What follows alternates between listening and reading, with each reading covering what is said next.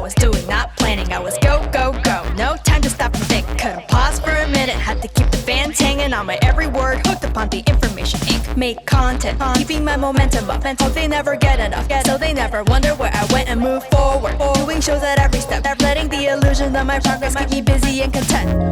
Then it all came crashing down, though I never heard a sound. We all live in a grand illusion. Pull it back and lay it bare. We ain't going anywhere. Snapped out of my delusion. Welcome to Popcast, the crowd-sponsored yo-yo show. Huge shout-out to John Anderson and Tucker from Spin Gear and my 92 other sponsors over on patreon.com/DocPop. My name is Doc. I'm a professional yo-yoer that got started, I think, in 98 on my 21st birthday. Today, I've got a special guest who has had a huge impact on the yo-yo community, but I don't think that I've chatted with him in 20 years, and definitely time to fix that. Lao, how are you doing today? Oh, hey, I'm great. Excited to be here, Doc. Good to see you again, man. It's been a long time. So the day I created the Gyroscopic Flop was one of the worst days I've ever had. Back in 1999, there was a massive yo-yo boom. Things were awesome. Like there was yo-yoers everywhere, yo-yos in every store. It was so big, there was actually even 2 yo-yo magazines. One of these magazines, called the Fiend magazine, organized the Fiend tour as part of the Warped tour. So they were piggybacking on the back of this big rock tour.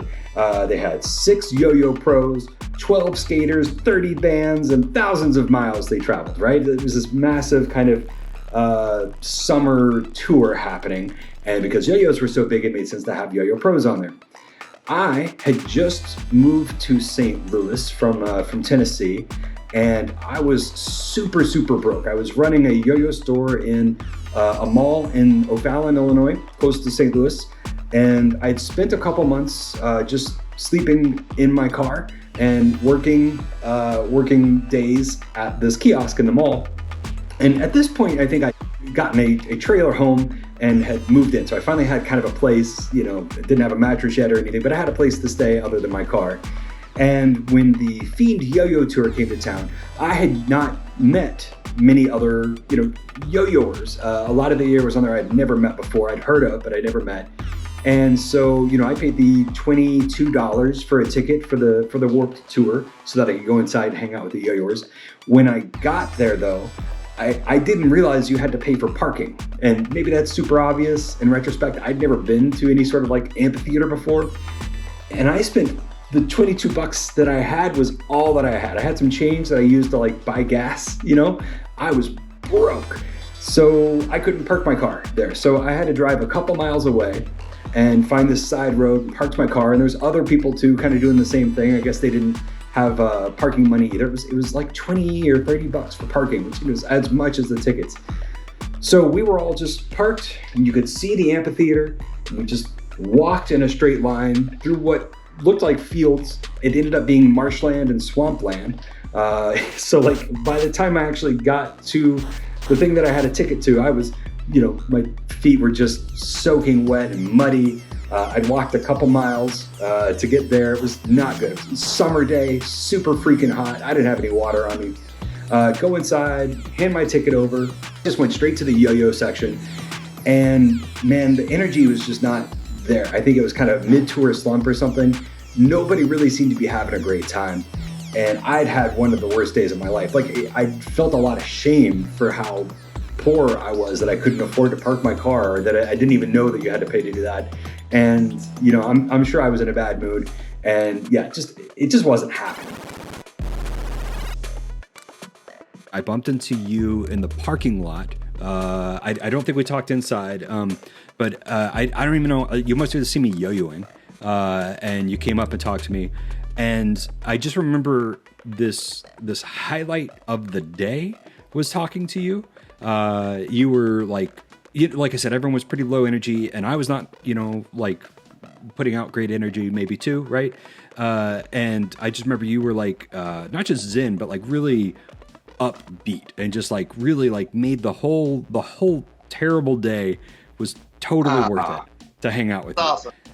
awesome. Well, I'm so glad you have that memory. I don't remember the conversation, but what I remember was watching yo-yo and being like, wow, this guy's got a lot of really original style, and a lot of original tricks. I feel like I was so in the mix at the time, and back then, unlike now, it's like there was a finite number of tricks to learn in some ways, wasn't there? I mean, the time period is kind of like, here's the new big stuff coming out, and everybody can kind of keep up. I mean, it's not on the internet, but it spreads if you're in the scene. It's like, okay, here's a new thing. Okay, I'll learn that. It seemed like everybody, if you're really in the mix, you can keep up. And I watched you play. I was like, well, I don't know a lot of what that dude's doing right now. So I remember being impressed, man. You definitely had your own thing going, You were super excited about throwing tops. I think Diablo. We talked about Diablo, and we talked yo-yo a little bit, but I could tell that you were like mostly into other stuff. And I kind of remember tops being your big thing. Was that? I may have been pretty deep in tops at the time. That's very possible. Yeah. My little claim to fame, I have, honestly, I got nothing, nothing that I did with yo-yo stuck around anybody cared about, but my little claim to fame is a trick corkscrew with a top.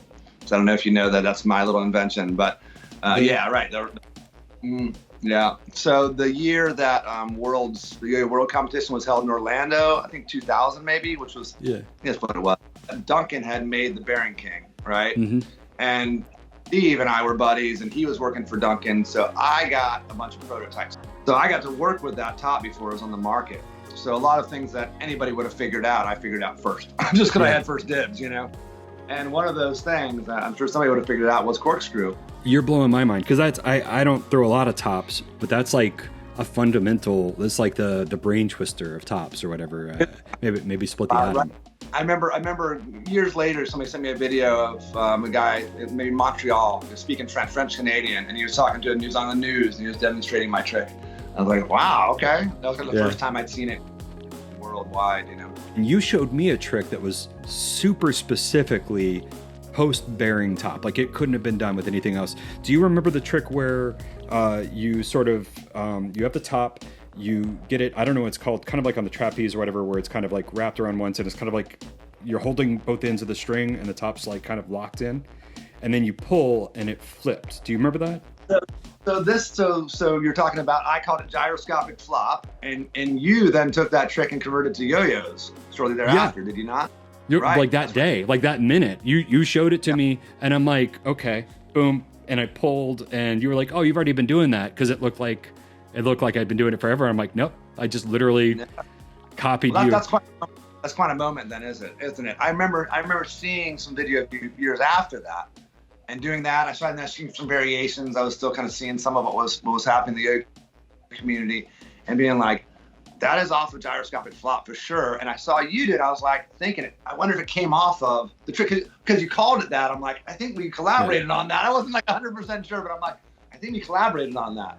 That's a cool moment. Yeah, I didn't know. I don't remember you telling me the name of the trick, so I thought I came up with the term gyroscopic flop. So today's the day I'm learning that I stole the name gyroscopic flop from you, as well as like, I mean, I always try to tell everybody any chance I get that like this was a top trick that I ripped off. Did you create that trick then? Yeah, so that's a perfect example of a trick that I just went around the bearing top. Well, because I mean the classic trick is string walker, where you route the string around with a fixed tip and it runs string across, walker. Right? Mm-hmm. String walker, right? Or a tightrope, maybe it's called. Something like that, right? But anyway, so I'm like thinking about that. So I did the wrap and I just kind of shifted it. I'm like, kind of interesting, kind of holding it, and then I gave it a tug and it started, there you go. So again, like I just the fact that I had the chance first, somebody would have figured that out pretty quickly, but I just had the chance first. Hey, so let's talk about the gyroscopic flop. Now, the gyroscopic flop is kind of the name for anything that uses this motion. That's a gyroscopic flop trick. There are different gyroscopic flops. The kind of bare bones gyroscopic flop is called the dock flop. And the dock flop starts with the trapeze and then just goes under your throw hand and back around. So you're just trying to go to the point where you create this little bind there. And that bind is going to be what holds the yo-yo together. So once you're in that bind, which I call a Mach 1 bind, it's kind of similar to the Mach 5, but instead of being wrapped around in several layers, it's just kind of like wrapped around in one. So once you're in that bind, you pull the strings, and you can kind of use your throw hand to kind of lead the direction of the yo-yo a little bit. You can kind of pull back or go forward with your right hand, and you will get a direction to move forward, or you can kind of stop it, right? So that is the dock flop. So the next type of flop is really the more common flop. That's where you kind of have this Mach 5 bind, and then you hop on the back and you pull. And the nice thing about this one is it's a little easier to go multiple times. With the dock flop, you kind of only go once, usually. I guess it's not a hard rule, but like with the dock flop, I usually just pull once, you know, and it kind of changes and messes up direction and stuff.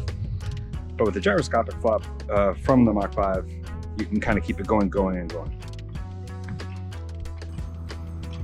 Kamikaze whip, hop on the back, then pull here. This front string can be slack, and really you're kind of doing all your tension by just pulling your hands here.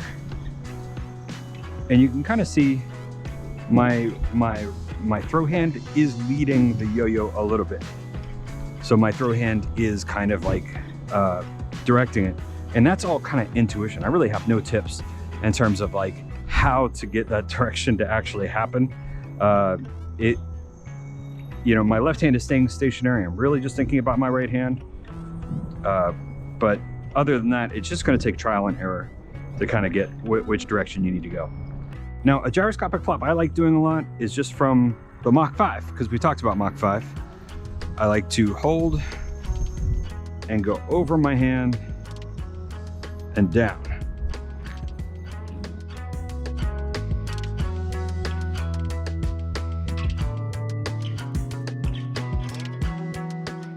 And then once you flip, just look and see which side of the string the kind of extra bit is on, and you want to pull the string off that side. Depending on how many rotations you've done, the string could be on the right side or the back side or the front side or the back side. And so you just need to look at it after you've done your rotations. Just look and see where the string is, and then just pull the string off on that side. Yeah, dude. So I just want to reiterate, the corkscrew, I didn't know was your trick. Boom, boom, mind's blown. And gyroscopic flop, you definitely showed it to me. I didn't know that you kind of created that one too. And I kind of thought about it. It really couldn't have been done. It could have been done with the yo-yo, but like there's a lot of yo-yo tricks that were copied from Diablo. And that's one I've tried to do a million times, and it's super hard to do that. Like, it seemed like the evolution of that trick had to come from the top, getting a ball bearing tip, and then someone, like learned how to flip it, and then someone with the yo-yo said, "Oh, cool," and like it seemed like that's just the way that had to go. It couldn't have gone any other way. I mean, I know it still happens in the yo-yo community, and now it's much more rapid. But that's one thing I've always loved about juggling in general and the yo-yo community specifically is somebody gets an idea. And that idea starts generating all these other ideas. Lao, it's been great chatting with you. I learned a lot. I really didn't know anything about the tour or how that was kind of run. It was really, really fun chatting with you, though. I appreciate that. And, I do think that top players need to build that Lao statue. There should be a Kickstarter for that. I don't know what's going on at the top scene. I'm sure I'm long forgotten. I might have a little end note somewhere in some books, but that's about it. I appreciate it. It was good talking. Super fun. Yeah, dude. Thanks so much. And I'll chat with you later. Yeah. Wish you well, buddy.